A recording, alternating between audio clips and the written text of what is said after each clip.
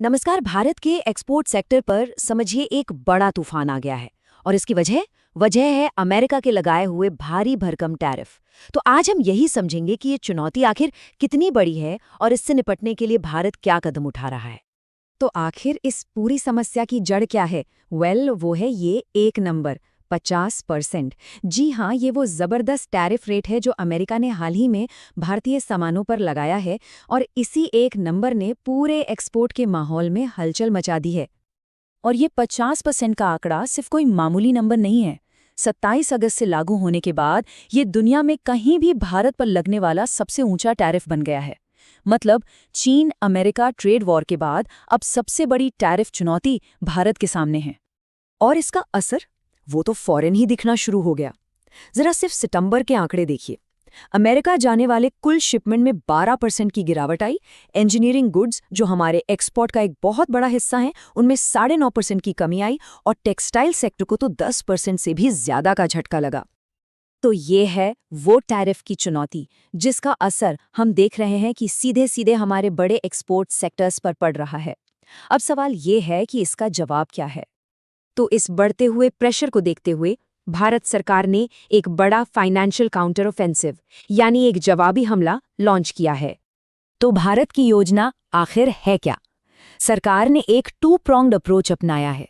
मतलब एक ऐसी स्ट्रैटेजी जिसमें फौरी राहत और लंबे वक्त की मजबूती दोनों पर फोकस किया गया है।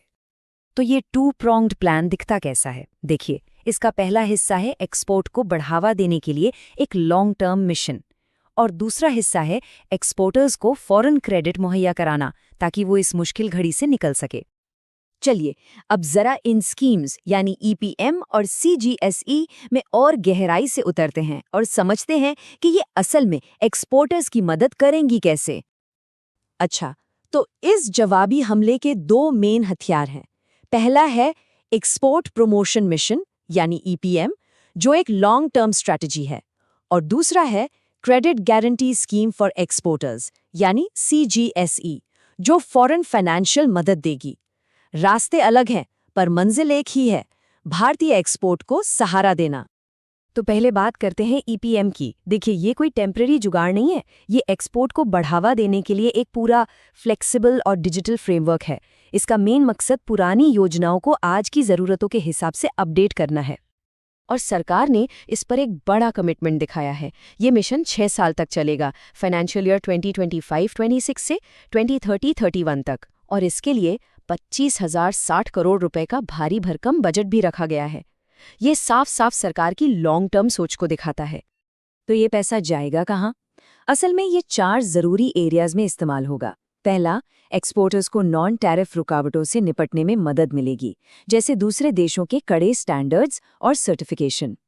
इसके अलावा इंटरनेशनल एग्जीबिशन में हिस्सा लेने, लॉजिस्टिक्स, ब्रांडिंग और नए बाजारों में एंट्री करने का खर्चा भी इसी से कवर होगा। अब आते हैं प्लान के दूसरे हिस्से पर, सीजीएसई यानी क्रेडिट गारंटी स्कीम। इसका मकसद बहुत सीधा है, एक्सपोर्टर्स के लिए पैसे की दिक्कत को दूर करना और खास तौर पर उन्हें बिना कुछ गिरवी रखे यानी कोलैटरल फ्री क्रेडिट दिलवाना। इस स्कीम के तहत एक्सपोर्टर्स के लिए 20,000 करोड़ रुपए का एडिशनल क्रेडिट उपलब्ध कराया जाएगा। ये वो वर्किंग कैपिटल है जो उन्हें अपना काम बिना रुकावट चलाने और नए ऑर्डर लेने में मदद करेगी, खासकर ऐसे वक्त में जब कैश फ्लो सबसे बड़ी चिंता होती है। तो आखिर इन सारी स्कीम्स का मकसद क्या है? एक शब्द में कहें तो ग्लोबल कॉम्पिटिटिवनेस, यानी भारतीय एक्सपोर्टर्स को ग्लोबल स्टेज पर और भी ज्यादा मजबूत बनाना। और इस पूरी कोशिश के सेंटर में कौन है? वो है हमारे एमएसएमईज, यानी माइक्रो, स्मॉल और मीडियम एंटरप्राइजेस। ये छोटे और मंझले बिजनेस ही भारतीय एक्सपोर्ट इकोनॉमी की रीढ़ की हड्डी हैं, और इन योजनाओं का बड़ा फोकस इन्हीं को मजबूत करने पर है। और ये बात खुद मंत्री अश्विनी वैष्णव ने भी कही है कि ये योजना एमएसएमई निर्यातकों पर केंद्रित है ताकि वो नए निर्यात बाजारों में विस्तार कर सकें। इस बयान से सरकार का इरादा बिल्कुल साफ हो जाता है, छोटे एक्सपोर्टर्स को ग्लोबल मार्केट में बड़ा खिलाड़ी बनाना। तो संक्षेप में कहें तो इन योजनाओं के 3 मेन स्ट्रैटेजिक लक्ष्य हैं। पहला, ग्लोबल कंपटीशन में आगे निकलना। दूसरा, नए बाजारों में अपनी पहुंच बढ़ाना। और तीसरा, एक्सपोर्टर्स के लिए कैश फ्लो यानी लिक्विडिटी बनाए रखना। और ऐसा नहीं है कि सिर्फ सरकार ही ऐसा सोच रही है, इंडस्ट्री की तरफ से भी काफ़ी पॉजिटिव रिएक्शन आए हैं। जैसे भारतीय कपड़ा उद्योग परिसंघ यानी CITI के चेयरमैन अश्विन चंद्रन का कहना है कि ये मिशन टेक्सटाइल सेक्टर को, जो टैरिफ से बुरी तरह प्रभावित हुआ है, ग्लोबली कॉम्पिटिटिव बनाएगा और नए बाजारों तक पहुंचने में मदद करेगा। बिल्कुल इसी तरह की बात FIO यानी federation of Indian export organisations के प्रेसिडेंट SC रल्हन ने भी कही है।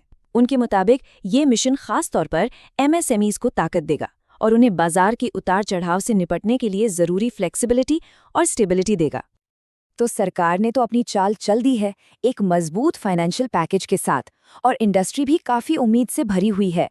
लेकिन जो सबसे बड़ा सवाल है वो अब भी बना हुआ है। क्या ये फाइनेंशियल ताकत और स्ट्रैटेजिक सपोर्ट भारतीय एक्सपोर्टर्स को ग्लोबल ट्रेड के इस तूफान से बाहर निकालने के लिए काफ़ी होगा? खैर, इसका जवाब तो सिर्फ वक्त ही देगा।